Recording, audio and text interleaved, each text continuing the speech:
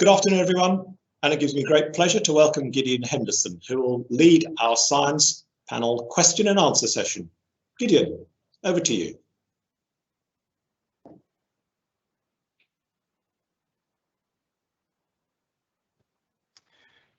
Thanks very much, Stuart. Are we actually live? I thought we were waiting till 12. Yeah, we're live now. Okay, thank you. In that case, I'm sorry for a rather amateur beginning to this proceeding from my side. So I am Gideon Henderson. I'm the Chief Scientific Advisor at DEFRA, the Department for Environment, Food and Rural Affairs, and we have a responsibility for stewardship of the marine aspects of our waters and beyond. It gives me great pleasure to be part of this Cefas meeting today, and to welcome a panel of speakers who are going to cover a very broad range of areas about science under the surface, which broadly reflect the four subjects and the four themes of the conference that you've been partaking in today and recently. We've got a number of questions from the floor, from the audience, and our intention is to try and frame the discussion in the next 40 minutes around those questions, benefiting from the particular expertise of the speakers that we've got on the panel. So I'm going to, first of all, start with questions about two of the really biggest challenges that society faces, where marine has a role to play amongst a broad challenge. And those are the two challenges of climate change and biodiversity loss, coupled challenges, but both extremely significant to address, and both of them have a marine component to them. So let me turn first of all to the climate question and introduce Professor Rob Nichols. He's director of the Tyndall Centre for Climate Change Research and an expert concerning impacts and responses of climate change on coastal areas, including sea level rise. And there's a question that's come from the floor, Rob, which I think would fit well with your expertise. This says, the G7 communique states that parties will increase climate financing to 2025. What does this mean, and how will it prevent continued warming? Do say a few words generally about your position on climate as well. Thank you very much, Gideon. Well, I think it's really important, first of all, that the G7 is actually talking about climate. That's probably the most important thing, because I think dealing with the climate crisis is really a process. It's going to take it takes a big effort to really transform the situation. In terms of thinking about the finance question, what will that actually accomplish? Well, I think finance takes on two parts. One is the funding to actually have reduce emissions, so to move towards net zero. So that's an important component. And the second, though, is actually funding adaptation, because we're also committed to some climate change and some sea level rise. So we have to adapt to that as well. So there are two components. It's not just about reducing emissions. And I think when we're talking about the oceans, and particularly the coast, the sea level in particular will continue. We're committed to sea level rise, and so we are committed to coastal adaptation. And so that's an important thing, I think, to remember. So I'll pass back to you, Gideon. Thank you. Well, Robin, and with the COP26 meeting coming, of course, at the end of this year, towards the end of this year, it's important that adaptation is seen as part of that agenda, as well as the mitigation that it's often more widely seen for. Do you have comments about how we should be ensuring that adaptation from a marine perspective is seen in that broader climate change area? Well, yes. I mean, adaptation is absolutely critical. I think it's really taking on this notion that we have some lock-in to impacts. And I think many people focus on net zero. It's a rather simple idea, and adaptation, unfortunately, is a little more complex because it involves actions across lots of different sectors. But I think it's still absolutely critical that we think about that. I've mentioned the sea level example, I think, which is maybe the clearest one, where we need to be expecting a rise in sea level and making plans for that. So thinking about higher defences, moving back from the sea, etc. Thank you. That's a great place to start. Very timely, of course, today with the launch of the climate change risk assessment, the third version of that the Committee for Climate Change published this morning, with many challenges about adaptation raised in that document. So let's move on and ask a question about biodiversity. And I'm going to turn here to Tom Webb. Tom is a marine macroecologist and biodiversity scientist interested in how the distribution of life in the sea varies in space and time. He's worked on biodiversity in temperate and tropical systems from shallow water to the deep sea, and he's an ideal person to ask another one of the questions that came from the floor. Is there a danger we will lose sight of the rich biodiversity of the flora and fauna on the seabed and the variety of other ecosystem services the seas and oceans provide by focusing on blue carbon financing and carbon accounting? Thank you, Tom. Thanks, Gideon. It's a really good question, I think, because it gets to the heart of the matter, that there are always going to be trade-offs when we're thinking about managing the seas. There are trade-offs between conservation objectives and other management goals as well. I think one thing we can say is that there are some what have been termed low regret actions. So things like restoring coastal vegetated ecosystems, things like seagrass beds and kelp forests and those kinds of things in temperate systems, mangroves in tropical systems, which we know are brilliant for biodiversity, but are also, also play other roles as well, not least in blue carbon.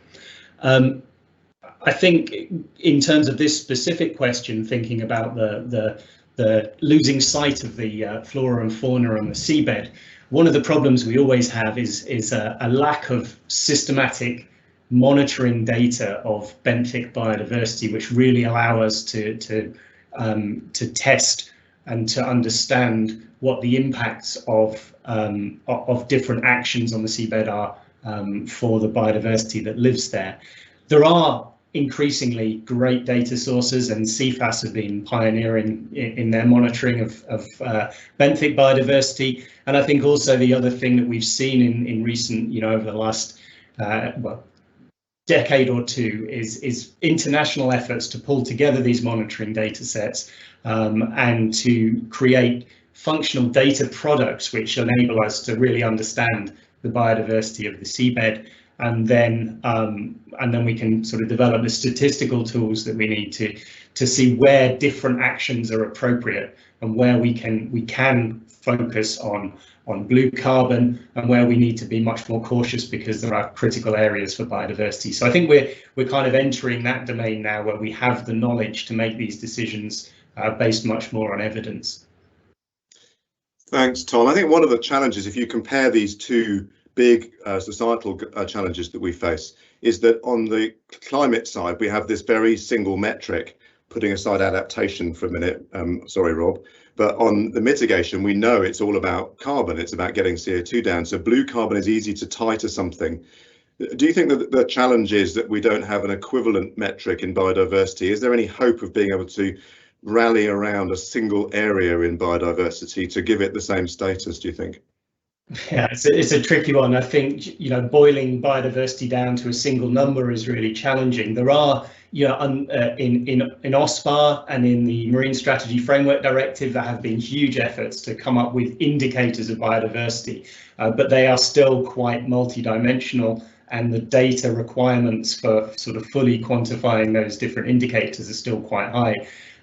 We've seen things like the State of Nature report, which has been more focused on terrestrial ecosystems, but has increasingly had marine representation, which is trying to boil biodiversity down to a single trend line. There are pros and cons of doing that, but obviously the big pro is it's a simple thing to communicate. So I think, trying to make sure, from my perspective, I think just making sure that marine ecosystems are fully represented in those kinds of initiatives to quantify biodiversity trends is something that we need to be on top of. Thank you very much, Tom. Of course, from a human impact side, we're not only altering biodiversity and climate, we're also making other changes to the planet. And one of the ways that we do that is through the sources of pollution, which can have a particular impact in the marine environment. So let me introduce the third speaker to tackle this question. This is Joe Fodden, with a research background in cumulative impact assessments and eutrophication in the marine environment. Joe is a professional secretary of the OSPAR Commission and coordinates OSPAR's Hazardous Substances and Eutrophication Committee on monitoring and assessment of riverine and atmospheric inputs.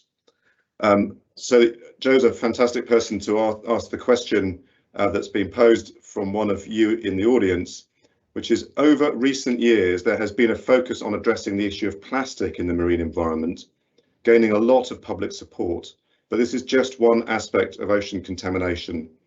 In your view, what is the most pressing concern when it comes to marine pollution? Over to you, Joe. Thank you, Gideon. Not sure I'm live yet. I think you are. I think I am. Thank you very much. Good afternoon, everybody. Yeah, so for decades, we could say that all types of marine pollution were somewhat out of sight and out of mind, unlike terrestrial pollution, which is very visible, of course. But because marine litter and plastics are visible in the ocean, and there are such striking images, for example, of marine mammals being choked or discarded fishing gear having effects on bottom flora and fauna, this has really raised people's awareness of marine pollution and marine issues in general, particularly when you have internationally recognised figures such as Sir David Attenborough advocating on such issues. So as such, marine litter in the ocean and on beaches has been something of a gateway to raising public awareness and consequently public support for protecting the oceans more generally. So in fact, I'm of the opinion that there are actually more pressing environmental concerns than pollution. Specifically, and Mike Best talked about this, excess nutrient inputs into the environment. Also new contaminants of emerging concern that we need to be monitoring and finding new and innovative ways of finding out exactly what is in the environment. Also the effects of climate change and ocean acidification, particularly on vulnerable environments such as the Arctic Ocean. These, I would say, are actually more pressing environmental concerns than plastics in the ocean. And as Mike Best explained as well, that there are changes in nutrient ratios that are leading to ecosystem alterations. So phytoplankton and zooplankton communities are altering. And these, of course, mean it's the bottom of the food chain. So ultimately, any changes there are going to be magnified up through the food chain. And there appear to be issues of changing and perhaps poorer food quality in the phytoplankton and zooplankton. And then there are also the physical changes from climate change, such as changes in sea temperature, which affect then stratification and ocean circulation and increasing ocean acidification. Again, as Mike explained and Julia earlier this morning, although these are hard to see, which means they're also hard to explain, I would say that because of the increased profile of ocean issues in general through the public's understanding and concern about marine litter, there's a new level of engagement, both at the public and the policy level. So I see the future as being very hopeful in terms of raising awareness of all sorts of marine issues, and in time the public and policymakers in particular really understanding what are the ones of where we need to take the priority action. Thanks. So that's really given us a flavour of how the pollution and plastic issue fits into a much broader set of challenges around the way that the ocean is responding to human interaction. And I think it's wonderful that you have a hope that where there is greater engagement and greater desire to see change. If I can draw you back to the pollution question just a little. You listed a number of things like higher nutrients, new possible contaminants. You might add to that things like organic pollutants like pesticides, or from drug use like endocrine disruptors and things. Do you think that there are particular challenges that ought to be raised in public perception or in research perception, and we should be looking at more? Yes, thanks for coming back. So the nutrient ratios that Mike talked about is difficult and complex to understand, but do affect, as I said, the bottom of the food chain. And ultimately that's important because our charismatic megafauna rely on those less charismatic microfauna and flora. So again, just something difficult to communicate, but something we really need to be focusing on in that whole source to sink approach that Mike described this morning. Certainly organic pollutants are a problem, and pharmaceuticals are a really interesting issue, and where and how they are affecting not only the marine life, but then consequently the human health as well. And that's quite a big area of research, particularly in the more enclosed seas like the Baltic Sea and the Mediterranean Sea that are less flushed than the Northeast Atlantic. Thank you. And sometimes it's about bringing different research communities together, and then about communication to the public as well. So it's a challenging area. Now, in your comments, Joe, you mentioned food supply, but you were thinking about food supply within the marine food chains. Of course, food supply to humans which you also touched on, is a critical aspect of the ocean that we rely on it for. So let me move to our fourth and final panelist today, Selina Stead, for an answer to another question around food. Selina Stead is head of the Institute of Aquaculture at the University of Stirling and the UK government's chief scientific advisor for the Marine Management Organisation. Selina's research is in international marine food security, specialising in fisheries and aquaculture. So she's an ideal person to answer the question that's been posed around aquaculture.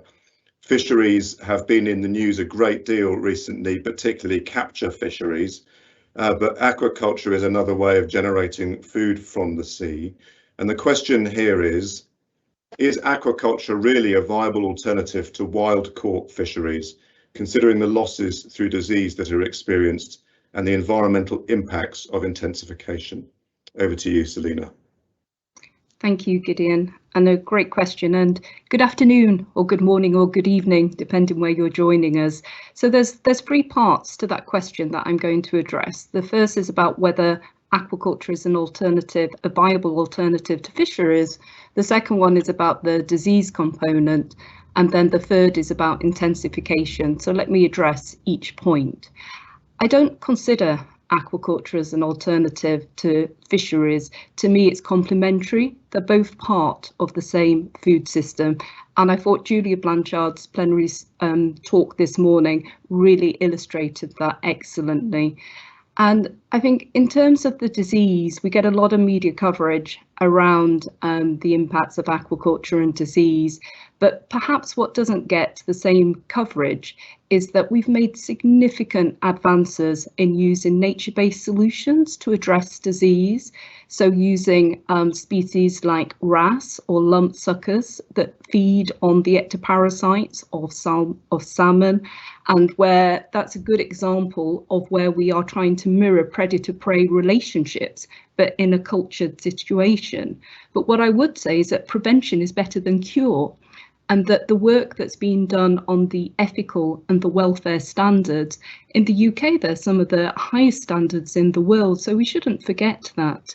And I think in terms of the point about intensification, we really need to address, let me give the two examples. So Gideon said at the start of this session, two great crisis challenges is climate change, biodiversity. So where I really want to see aquaculture's role is very much at looking at, well, how do we use climate smart species? How do we use precision aquaculture technology to go beyond seeing aquaculture as only food security per se, but actually it also has much wider biodiversity conservation benefits as well. And I think sometimes it's forgotten about the lower trophic species such as shellfish, which we've heard some great talks just before this session. So in summarising that point about aquaculture and fisheries, I'll just give a very quick example, if I may. The work I did for the Seychelles as part of their blue economy strategy, Fisheries, like tourism, was two of their mainstays, but when the world economic crisis in 2008 hit, it really impacted its fisheries and its source of income. What it made the decision was to look at environmentally friendly aquaculture. And specifically, I was asked to look at the governance and to bring local people into the decisions about whether or not aquaculture would be complementary to fisheries. What I would say that we learned from that is that it chose particular species local people wanted. We looked how to reduce competition with fisheries. Because of climate change with extremities, more storms, frequency of weather, it meant also that there was a more reliable supply of seafood. And then there were some benefits of value added where actually the aquaculture was able to provide facilities for processing and value added products. So it's a really good news story. So I hope I've just given a broader picture of aquaculture and its interactions with fisheries, but specifically to the start of this session, how it can also help our responses to climate change and biodiversity changes. Thank you very much, Selina. And I wondered if any of the other panelists had something they might want to add on aquaculture, because the disease issue was particularly brought out by the questioner, but also the fact that there are environmental impacts. And in some situations, the nutrients or the pharmaceuticals that you feed to the fish have an impact in the environment, or you have a negative consequence on biodiversity because of the presence of fisheries. So how do you feel, Tom, about aquaculture as someone who's focusing particularly on biodiversity? Well, I think, as Selina said, there is aquaculture covers a broad range of things, and some of the shellfish aquaculture, for instance, is really low impact and can be net beneficial for biodiversity.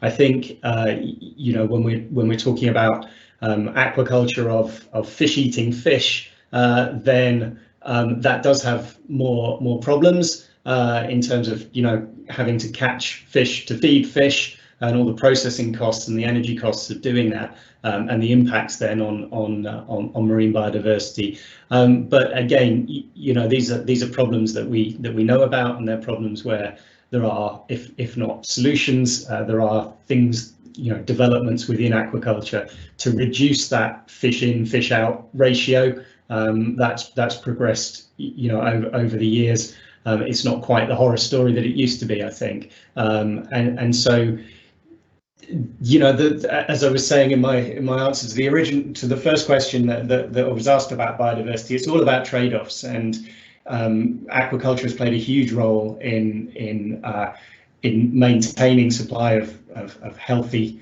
seafood where it's needed, and I think it can play a bigger role in that in future as well, and particularly in addressing things like micronutrient deficiencies in parts of the world where they're really important. And so there are trade-offs there. Aquaculture can take some pressure off natural systems as well, and fish systems.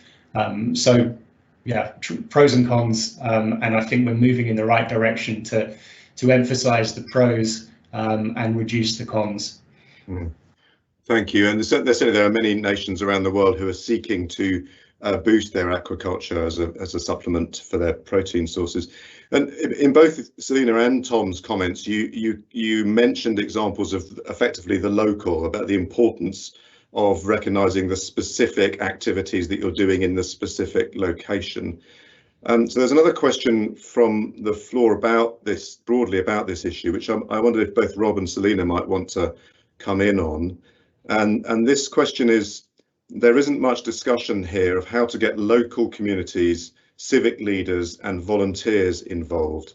Surely the solution to many of the issues you highlight is with society, not just science. And this really, we might use aquaculture as a jumping off point in this question, but there's all sorts of ways that you can see that the local communities are really fundamental to how we interact with the marine. Rob, do you have some thoughts on this? Yes, I think the question obviously is a very good one, and is absolutely right. We need to think about, we can't just have sort of top-down imposed solutions, shall we say, we must always take account of what local people want and what are the issues. But then I suppose there's also the issue of really, if you like, the social science of understanding what that means, because when you go to a particular place, there'll be different groups, different interests, and so the issue of trade-off has to be considered. How do we actually evaluate who are the winners and the losers in different in these settings? And so I think that we need to go to the local communities, but you've got to understand them. And I think this issue of really looking at the interests and trade-offs and finding different solutions that kind of work for most people is probably one of the sort of key issues. And I think, you know, that really means moving to sort of, I think, economic evaluation really of and really understanding different groups. And I think we probably tend to underdo this. It's an area that needs to be developed much more in the marine and coastal environment compared to maybe the terrestrial environment, where that kind of consultation is just a normal part of the process. Thanks very much. So, Selina, do you want to come in on this as well? Thank you, and some excellent points made there by Robert.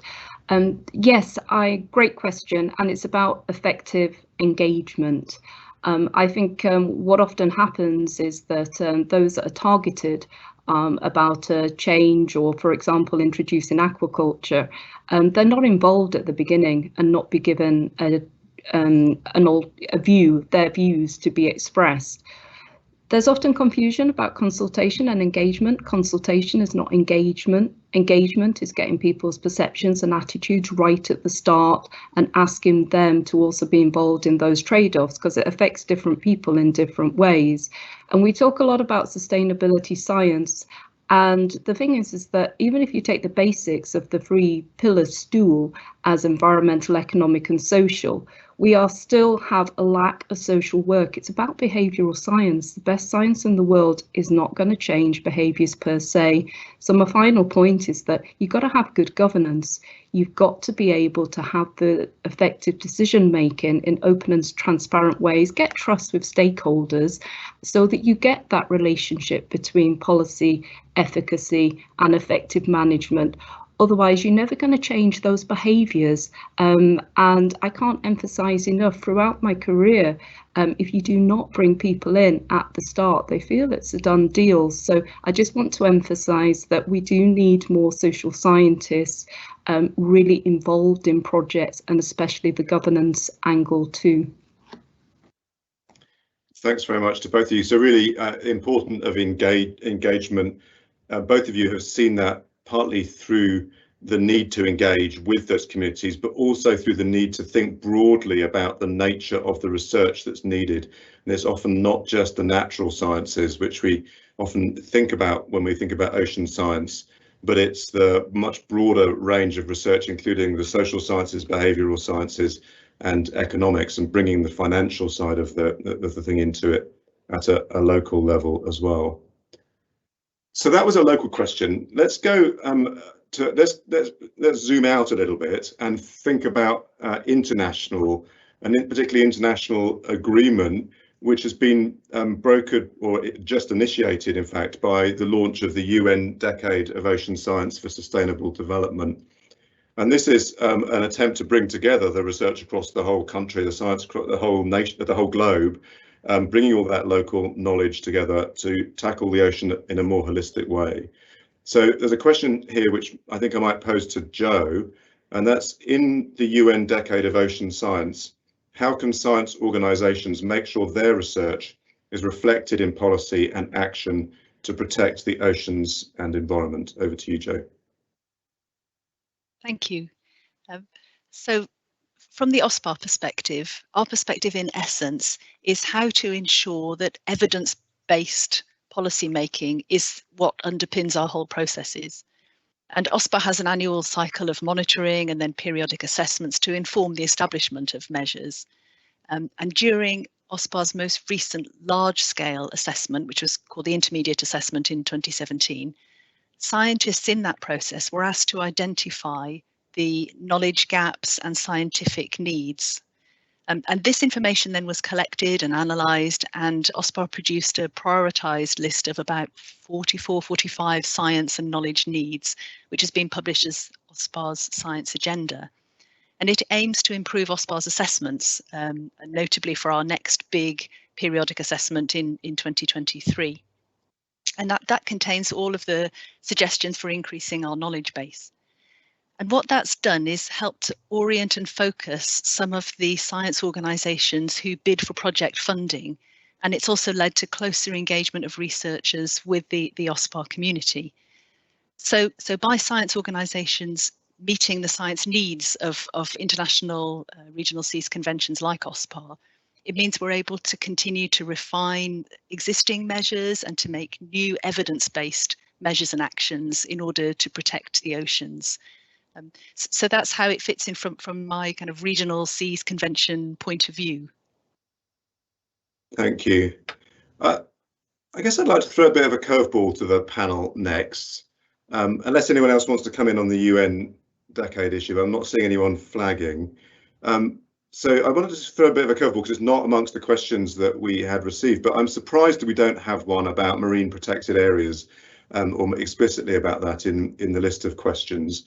And this, of course, links together the global and the local, because there's a global aspiration that the UK is helping to champion around protecting 30% of the ocean by 2030. And many countries indeed share that aspiration, would like to protect big chunks of the ocean. But there's also a local impact, of course, when you do that, positive local impact to the environment, but also sometimes negative impact to the communities and to people who fish and such like.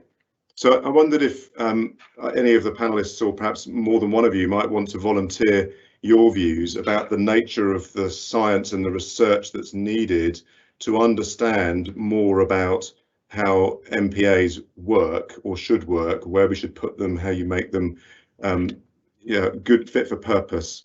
What are your thoughts about marine protected areas? I'm looking for someone to signal. Thank you, Tom. You're first up. Thank you. So I was actually thinking of marine protected areas when Selina was answering the previous question about local involvement, because one of the things we do know about MPAs is that they can be extremely effective, but they are most effective when the people who are impacted by the MPAs are bought into it, and that involves having the people involved at the planning stage right through the creation of MPAs. People, the stakeholders in that part of the ocean need to be involved, and we know that the things that really impact MPA effectiveness are things like finance and governance. And one of the things, although I'm broadly supportive, I know how effective MPAs can be for conservation, and I'm broadly supportive of increasing the coverage of MPAs globally. One of the things that concerns me about specific targets of areas to protect is that the temptation is to draw lines on maps and not really to have everything in place to make sure that the MPAs which are created are as effective as they can be, that they're solving the problems that people have. I personally, I'm more in favour of a kind of a direction of travel rather than meeting a specific aerial target. I think direction of travel towards having more fully effective marine protected areas, and the science is in place now, I think, where we know what makes MPAs effective. Having more fully effective MPAs is what we should be aiming for. So you think the science is in place? Does that mean that there isn't more to do to understand the impact of MPAs and both in their own area but beyond them, and what makes a good one, and the particularly important protections? So I wouldn't be a scientist if I didn't finish by saying more research needed. Obviously there is always more to know, but I think decades of research now, I think, have shown that MPAs are more effective if you don't have extractive industries operating in them. MPAs are more effective if they're if they're larger. You know, there are a number of criteria now which we know make MPAs effective. But I go back to the fact that if people aren't supporting the MPA, then and you don't have good governance and you don't have the funding in place to manage the MPA in such a way that that it supports the people who depend on the marine environment in that area, then the chances of long-term success are much lower. Thank you. So more research needed, but you're not going to be drawn on what that research is. You're saving your good ideas for your next proposal, obviously. Yeah. I can see that Selina would like to come in on this. Let me just broaden the question slightly, because I think it's relevant. That you mentioned, Tom, that these are also, there's an economic impact of MPAs, and one way that we can balance that economic impact with the environmental impact is through the natural capital approach.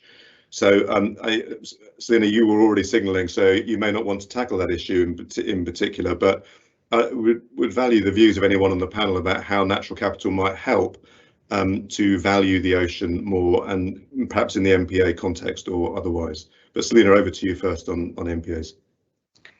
Thank you. I think I'll let others tackle natural capital explicitly, except what I would say is that speaking about the MPAs and a lot of my work that's been on the non-compliance and why they don't work, where there is a gap, and I will offer an area of research, is the transition. Often people want to rush in MPAs and there hasn't been consideration of alternative income sources or alternative places to go, particularly for fishermen, and that can really displace activity. So I come back to the social, looking at well-being, equity, choice, who has the right to use particular areas, and to address your earlier point about the highly protected marine protected areas, there are questions there about what type of sector should have rights. So that social equity is paramount to rule compliance. In terms of natural capital, what I would say is, again, a small point in that most of research is focused on environmental and economic and not social, the behavioural side. And the natural capital, my understanding is it's much more economic, but it needs to balance more some of the social behavioural studies for it to fully work.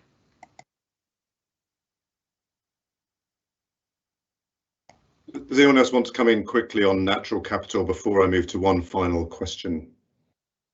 I'm not seeing anyone signalling on that. So we have just a few minutes left, and there's a question, a more open-ended question that came from the floor, which I'd be really interested to hear the views of all four panelists on.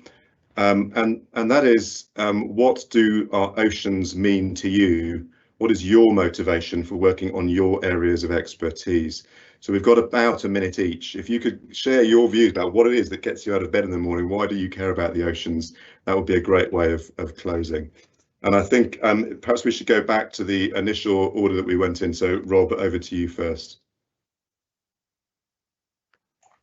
Thank you.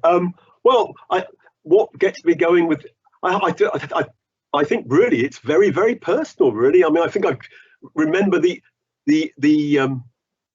it's a relationship that's been there all my life from my grandparents. I remember my grandparents had a house by the sea, and so all the way through from a small boy playing on really, I work on coast more than the ocean, so I was really always interested in that interface and how does it work, and seeing the waves move the sand. It's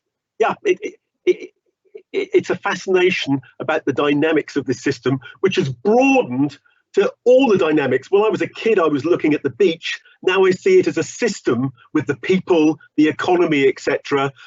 Things like sea level rise occurring. So it's become a more sophisticated. But yeah, it's still that boy is still there, fascinated. Driven by fundamental curiosity. Thank you very much, Rob. Over to you, Tom. I think for your what drives you on oceans. So it's something that I've given a fair amount of thought to over the last year and a half, being a marine ecologist landlocked in Sheffield. I think I've seen the sea for an hour in the last 18 months, and I miss it. And I don't know why. I've lived near the sea, within walking distance to the sea, for only 1 year of my life. But I just do feel this connection with it. And it means a lot of things. It means freedom, exploration, and I just love the anticipation of not knowing what you will see. And I think as a biodiversity scientist, that's what intrigues me. I stare out to sea when I get the chance. You're always hopeful that you'll see the spectacular nature experience on this trip, and you hardly ever do, but when you do, it keeps you going for the next few years. Thank you. That's very interesting. And from landlocked Oxford, I share your missing of the sea, although I've been there a little bit more than an hour. So Jo, over to you next for your reflections. Thank you. So for a number of years, I lived and worked in the Middle East, in Dubai for a while, and there I used to go diving every weekend, both off the United Arab Emirates coast and off Oman.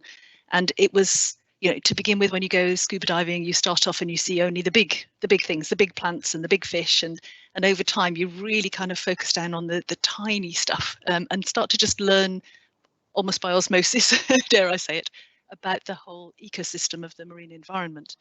And during the time that I lived there were also lots of changes, some of which were unplanned because of the urban developments in the Middle East. That has a big impact then on the coast and the oceans, with increased turbidity and increased eutrophication, and that led to a whole desire to know and understand more about the system and to move into marine science. And I'm also interested again in that interconnectedness, hence my PhD on cumulative impacts, not just any one particular focus, because nothing works in isolation in the marine environment. And I think that in itself is also fascinating. So there we are again, so the systems word again, broadly speaking, that the things are connected together. Selena, over to you for your reflections. Thank you. The sea makes me feel happy. And I think one thing that the pandemic has really, really taught me, that you have to find ways that really inspire and keep you going. I'm currently based in Newcastle, so it's only 15-20 minutes to the coast. And the sea's just so unpredictable. Again, I can't explain it, but I've always been so curious about it. But I've always been fascinated by the people that use the sea as well. So I think that fascination of how it works, how it changes, and making sure that my kids enjoy it as much as I do. As long as I can do something that sounds corny but makes a difference, and other people get to enjoy it, then that's the most important thing to me. Thank you. So there's some buzzwords there: curiosity, happiness, the interconnectedness with humans, and the system nature of the ocean. Those are some of the things that drive our panelists. Let me just close by saying thank you to all four of you for some really stimulating responses to the questions that we got from the floor. It's been a very enjoyable conversation. Thank you to the audience for listening in, and I'll pass back to Stuart. Excellent. Thank you, Gideon. That was fantastic. Brilliant, informative, wide-ranging discussion. Thank you, and thank you for the insights from your panel members too. That was great. So now we're going to break for lunch.